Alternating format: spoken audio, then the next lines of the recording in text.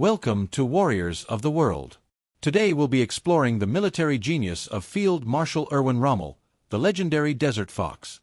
Subscribe now to join our community and support this project. Now, let's begin. Few military commanders have earned respect from both allies and enemies alike. Erwin Rommel stands among this elite group. Born in 1891 in Heidenheim, Germany, Rommel's path to military greatness began early when he joined the German army as an officer cadet in 1910, rejecting his father's wish for him to become an engineer. What separated Rommel from his peers wasn't privileged birth.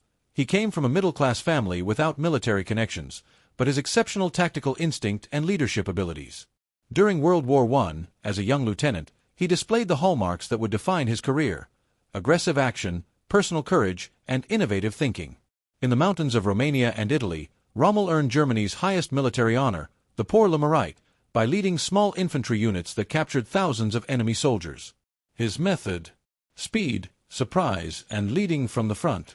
He outmaneuvered larger forces by attacking from unexpected directions, often personally leading the spearhead.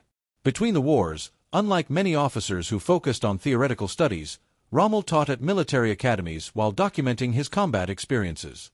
His book, Infantry Attacks, 1937, caught Hitler's attention and became required reading for German officers, establishing Rommel's reputation before he ever commanded a tank. The legend of the Desert Fox was born in the sands of North Africa, but Rommel's brilliant military mind was forged decades earlier in the trenches and mountains of World War I, where he learned the lessons that would make him one of history's most formidable battlefield commanders.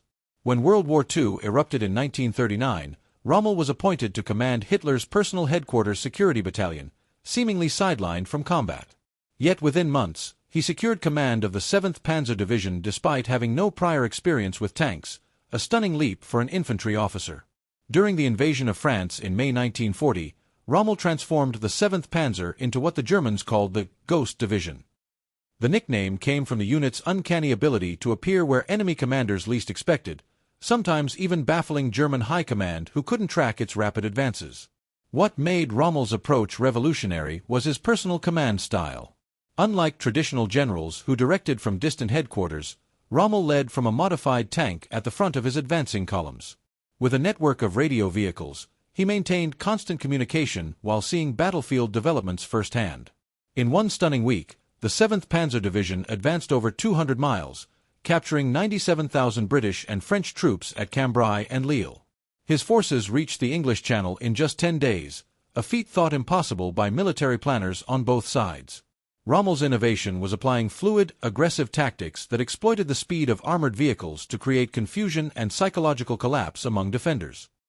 He pushed his men relentlessly, often driving 20 hours daily, sleeping briefly in his vehicle, then continuing the advance.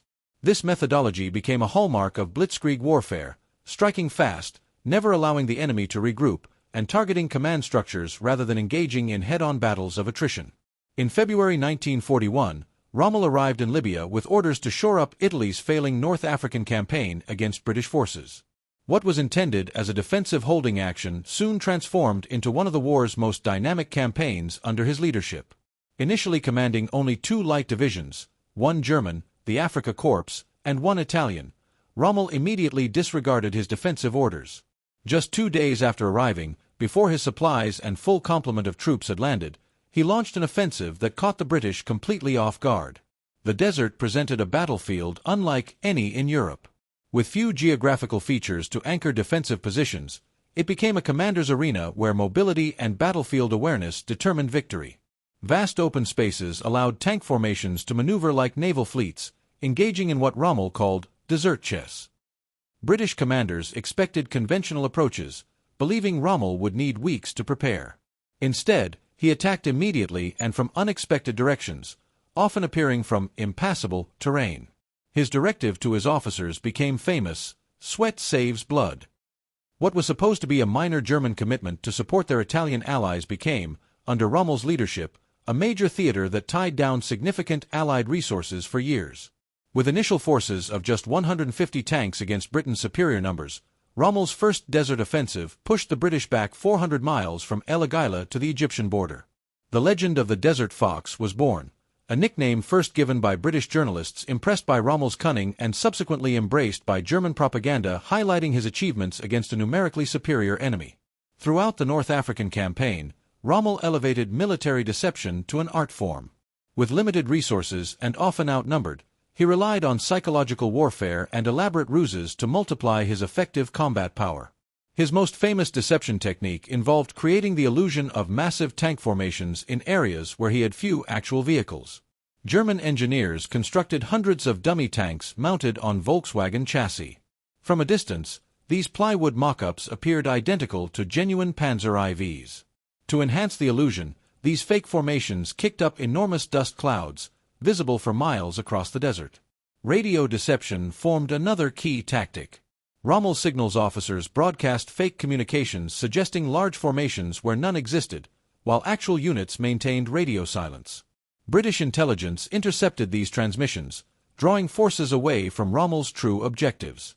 During the siege of Tobruk in 1941, Rommel ordered vehicles to drive in circles near Allied observation posts, creating massive dust clouds suggesting the arrival of reinforcements. When Allied planes photographed German positions, they would find elaborate dummy supply dumps and fuel depots constructed overnight, while real supplies were dispersed and camouflaged. Perhaps most effective was Rommel's use of captured British vehicles. His reconnaissance units often operated in British trucks, wearing British uniforms, infiltrating enemy lines to gather intelligence. Special commando units in British disguise would redirect Allied convoys straight into German ambushes. These deception operations bred uncertainty among British commanders, who became reluctant to trust their own intelligence reports when they repeatedly showed Rommel's forces to be where they weren't, and weren't where they were. Rommel revolutionized desert warfare through tactics perfectly adapted to the unique environment of North Africa. Unlike the hedgerows of Europe or the forests of Russia, the desert offered few natural defensive positions, transforming warfare into a fluid battle of movement and countermove. The cornerstone of Rommel's battle approach was the combined arms attack. While many commanders used tanks, infantry, artillery, and air power as separate elements, Rommel integrated them with precision timing.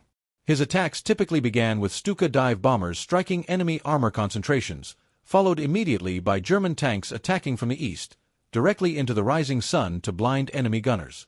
As British forces oriented to meet this threat, Rommel's main armored thrust would sweep around to attack from a completely different direction, often from the south. Meanwhile, anti-tank guns mounted on fast half-tracks would rush forward to establish blocking positions, cutting off retreat routes. Rommel pioneered what German commanders called Auftragstaktik, mission-based tactics. Rather than micromanaging his officers, he explained his intent and expected them to use initiative to accomplish objectives. This decentralized command allowed the Afrika Korps to react faster than their more rigidly controlled British opponents. Another Rommel innovation was his defensive hedgehog formation. Mixed groups of tanks, infantry, and anti-tank guns arranged in 360-degree defensive circles rather than linear fronts. These fortified positions could hold off much larger forces while mobile reserves struck attacking columns from unexpected directions. Perhaps most significant was Rommel's mastery of the counterattack. After allowing British forces to advance and extend their supply lines, he would strike with carefully hoarded reserves, targeting fuel and ammunition depots rather than frontline troops, paralyzing entire army groups without destroying them. The siege of Tobruk in 1941 and the battles of El Alamein in 1942 represent the pinnacle and downfall of Rommel's desert campaign, a study in tactical brilliance undermined by strategic realities. Tobruk, a fortified port in Libya, withstood Rommel's initial attacks for 240 days despite being completely surrounded. This Australian-held fortress threatened Rommel's supply lines and prevented his advance into Egypt.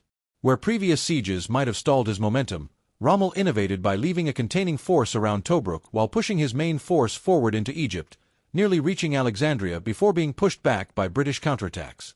In June 1942, after months of siege, Tobruk finally fell to Rommel's forces in a stunning 24-hour operation.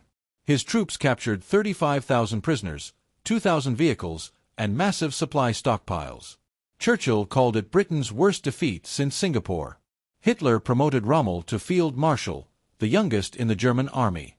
Following this triumph, Rommel pushed toward the Nile, but was halted at El Alamein, 60 miles from Alexandria. Here, geography finally constrained his maneuver tactics. With the Mediterranean Sea to the north and impassable Qattara Depression to the south, the battlefield became a narrow corridor where Britain's superior numbers could be concentrated. In two battles at El Alamein, July and October-November 1942, Rommel faced General Bernard Montgomery, who had studied Rommel's tactics extensively. With dwindling supplies and facing overwhelming Allied material superiority, Montgomery had 1,200 tanks to Rommel's 200. The Desert Fox finally met defeat. The October battle marked the turning point, with Montgomery's forces breaking through German defenses after 12 days of brutal fighting. Hitler ordered Rommel to stand fast with no retreat, infamously commanding, "Victory or death." Rommel, prioritizing his men's lives over Hitler's fantasy, disobeyed and orchestrated a fighting withdrawal that saved much of his army. Behind the brilliant tactician was a complex man who defied easy categorization. Unlike many Nazi-era German commanders, Rommel was neither a Prussian aristocrat nor an ideological Nazi. Born middle class in Württemberg, southern Germany, he represented a different military tradition. Rommel's personal habits revealed his character. He was famously austere, often sharing the same harsh conditions as his men. In the scorching desert, he drank the same rationed water and ate the same basic provisions as ordinary soldiers. His command vehicle was not a comfortable headquarters but a modified tank from which he personally directed battles. His concern for prisoners of war distinguished him from many contemporaries. Captured Allied soldiers reported humane treatment from Afrika Korps units, with Rommel issuing strict orders against prisoner mistreatment. When Italian allies abused prisoners, Rommel intervened directly.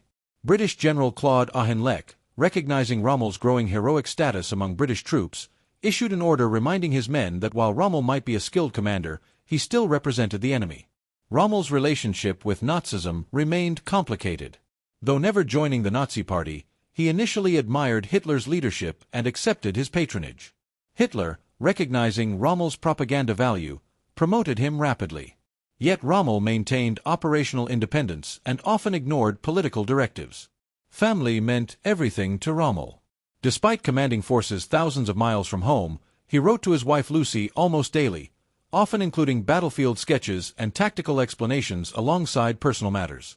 Their son Manfred, only 15 when Rommel commanded in Africa, later became mayor of Stuttgart and remained a defender of his father's military legacy while acknowledging the complexities of serving in Hitler's army.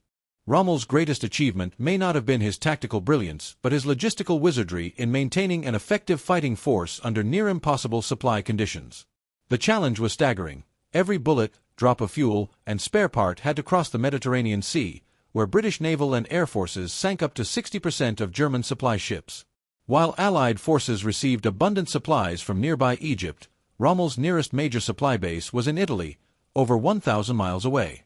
By 1942, fuel shortages became so critical that Rommel's forces captured more fuel from British depots than they received from their own supply chain. Rommel's solution involved unprecedented improvisation. His workshops became masters at cannibalizing captured British vehicles to keep German ones running. His mechanics modified trucks to run on multiple fuel types, including improvised alcohol-based mixtures when diesel was unavailable. To maximize transport efficiency, he ordered all non-essential vehicle parts removed, including passenger seats in transport trucks. Water management became a critical military discipline. Rommel established a network of water collection points to harvest morning dew from vehicle surfaces. This minimal addition sometimes made the difference between operating and abandoning vehicles in the scorching desert. The Desert Fox prioritized capturing enemy supply dumps over territorial gains, sometimes diverting main attacks to target British logistics centers. After successful operations, Afrika Korps soldiers joked they could tell the difference between British and American equipment by taste. American rations were sweeter. Rommel's maintenance discipline became legendary. He enforced strict vehicle care protocols regardless of combat situations. Officers found negligent in equipment maintenance faced immediate demotion, regardless of combat performance. This approach allowed the Afrika Korps to maintain operational readiness at about 80% while comparable British units typically managed 60%. After El Alamein, Rommel's African campaign ended in strategic defeat despite his tactical brilliance.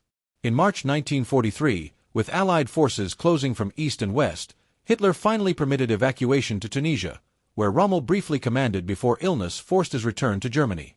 Without him, Axis forces in Africa surrendered in May 1943, with 275,000 German and Italian troops captured.